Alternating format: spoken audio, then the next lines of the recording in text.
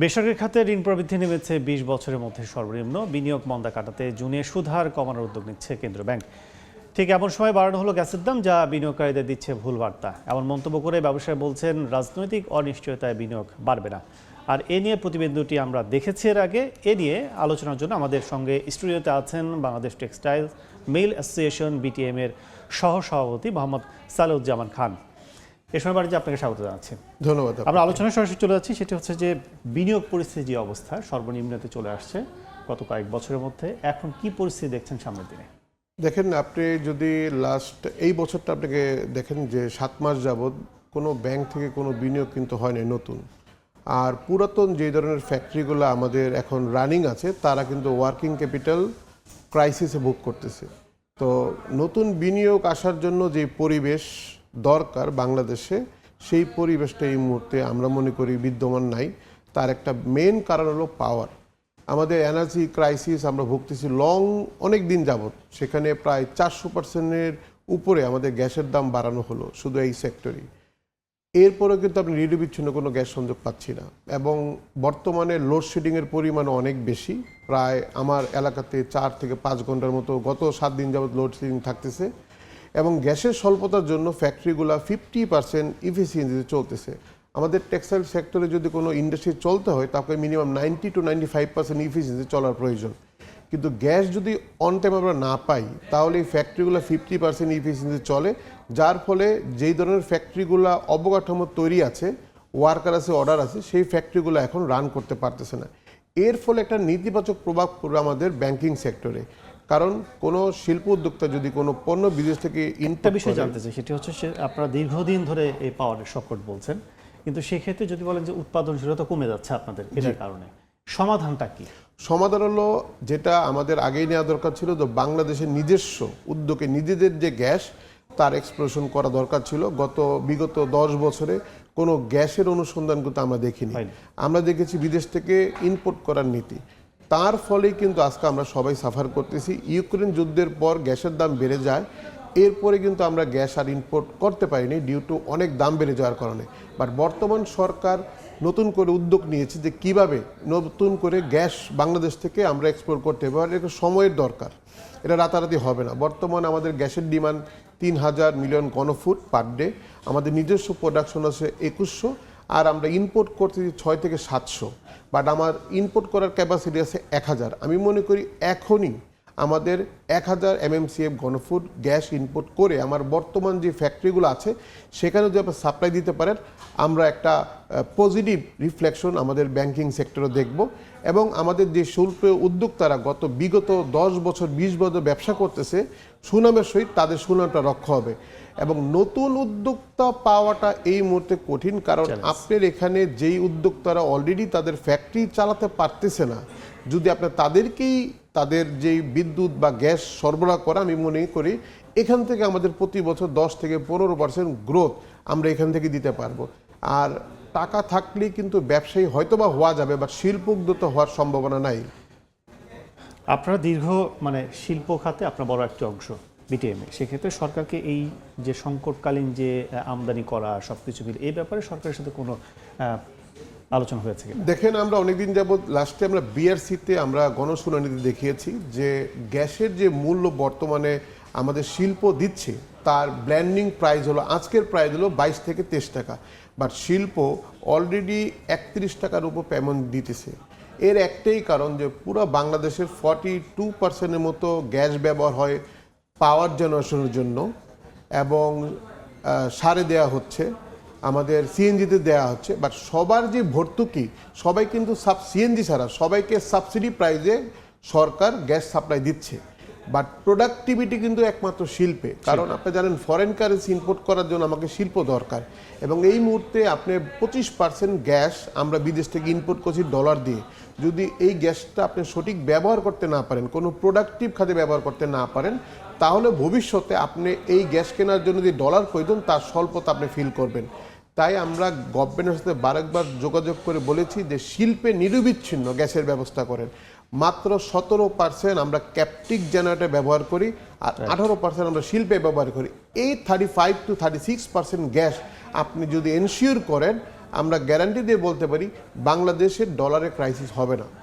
Price বাড়ানোর ক্ষেত্রে কি প্রভাবটা পড়বে? প্রাইস বাড়ানোর ক্ষেত্রে এখানে একটু আমি দ্বিমত করতেছি প্রাইস বাড়ানোর ক্ষেত্রে, কারণ বর্তমানে যে প্রাইসটি আমরা দিচ্ছি তা কিন্তু আমাদের ইনপুট প্রাইসের থেকেও বেশি, মানে ব্ল্যান্ডিং প্রাইস থেকে দিচ্ছি। আর আমরা প্রতিযোগিতা বিশ্বে কিন্তু আমরা ব্যবসা করি, যারা এক্সপোর্টার, আমাকে ইন্ডিয়ার সাথে, চায়নার সাথে, পাকিস্তানের সাথে প্রাইসে কম্পিটিটিভ করেই কিন্তু আমাকে একটা পণ্য বিক্রি করতে হয়।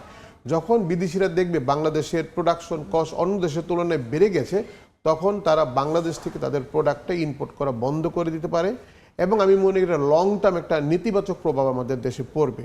এতে নতুন বিনিয়োগ তো দূরের কথা, আপনার যে প্রেজেন্ট বিনিয়োগ করা আছে তাকে রক্ষা করাটা কঠিন হয়ে যাবে। তাই আমি মনে করি এক্সপোর্ট ওরিয়েন্টেড ইন্ডাস্ট্রির ক্ষেত্রে আপনাকে ভিন্ন প্রাইস দেওয়া উচিত, যার ফলে আপনি ডলার কিন্তু আয় করতে পারবেন। এবং এক্সপোর্ট ওরিয়েন্টেড ইন্ডাস্ট্রি যদি আপনার চলে, তাহলে আপনাকে ডলারের স্বয়ংসম্পন্ন হবেন, যার দ্বারা আপনি ভবিষ্যতে গ্যাসও ইম্পোর্ট করতে পারবেন। কারণ অন্য ইন্ডাস্ট্রি আপনি বাসা বাড়িতে গ্যাস প্ল্যান দিচ্ছেন, আমি তার বিপক্ষে না, বাট সেখান থেকে আপনি কোনো ডলার কিন্তু আনতেছেন না। আপনাকে যদি ইম্পোর্ট করেন ডলার প্রয়োজন, টাকা দিয়ে আপনি সেই প্রয়োজন ফুলফিল হবে না। একটা বিষয় সেটা হচ্ছে যে অনেক ব্যবসা প্রতিষ্ঠান ক্লোজ করে চলে গেছে সরকার পরিবর্তনের পরে। এখন সেটা কি হাওয়াই মিঠার মতো ফুলে ভর্তি তারা ব্যাংক থেকে টাকা বের করে নিয়ে চলে গেল, আর আপনারা যারা লিগে যারা ব্যবসায় এখন টিকে আছেন তারা ব্যবসা করছেন, সেক্ষেত্রে আসলে এখন ব্যাংকিং সেবা থেকে সার্বিক এই সেবাগুলো কীভাবে পাচ্ছেন আপনারা? দেখেন, সমাজে ভালো খারাপ সব ধরনের লোক, সব ধরনের প্রতিষ্ঠান পৃথিবীর সব দেশে আছে। তো কিছু প্রতিষ্ঠান তারা আসলে ফ্যাক্টরি চালানোর জন্য ফ্যাক্টরি করে, ব্যাংক থেকে টাকা নিয়ে যাওয়ার জন্য তারা এই ধরনের ইনভেস্টমেন্টগুলো করেছে। সমাজ থেকে যদি আমরা মনে করি আমাদের ব্যাংকিং যে সমাজ, সেখান থেকে কোটি কোটি টাকা আসলে লুট বা বিদেশে পাচার হয়ে গেছে, যার দায়ভার আমি আমার প্রতিষ্ঠান থেকেও কিন্তু সাফার করতেছি, এবং বাংলাদেশের প্রতিটা নাগরিক তার জন্য সাফার করবে। এখন যারা সত্যিকারের ব্যবসায়ী তারা ব্যাংকিংয়ের ফ্যাসিলিটি পাচ্ছে না, তারা সাফার করতেছে। এবং আমি মনে করি বর্তমান গভর্নর সাহেব উনি যথেষ্ট প্রজ্ঞাবান লোক, উনি এই ব্যাপারে জানেন, এবং উনি চেষ্টা করতেছেন যে কিভাবে এই ব্যাংকিং সেক্টরকে আবার ঘুরে দাঁড়ানো যায়, বাট এটা সময় সাপেক্ষ। তাই আমি মনে করি লং টার্ম এবং শর্ট টার্ম আমাদের বিভিন্ন পলিসি নিতে হবে, এবং আমাকে আইডেন্টিফাই করতে হবে বর্তমানে যে বিজনেসম্যানটা বা যে ফ্যাক্টরি গ্যাসের অভাবে সে ক্লাসিফাইড হয়ে গেল, আর যে ব্যাংক থেকে টাকা নিয়ে বিদেশে চলে গেল সে ক্লাসিফাইড হলো, দুটাকে এক চোখে দেখলে হবে না। তাই গভর্নমেন্টকে খুব ভালোভাবে এই জিনিসটা অ্যাকনোলেজমেন্ট করে যে ফ্যাক্টরিগুলো গ্যাস বা তার ব্যবসায়িক লসের জন্য প্রবলেম ফেস করে তাদেরকে উত্তোলন করে ওই ফ্যাক্টরিগুলোকে চালু করার ব্যবস্থা করতে হবে। যুক্তরাষ্ট্রের ট্যারিফ নিয়ে যদি কথা বলি, ট্যারিফের প্রভাবটা কীভাবে দেখছেন?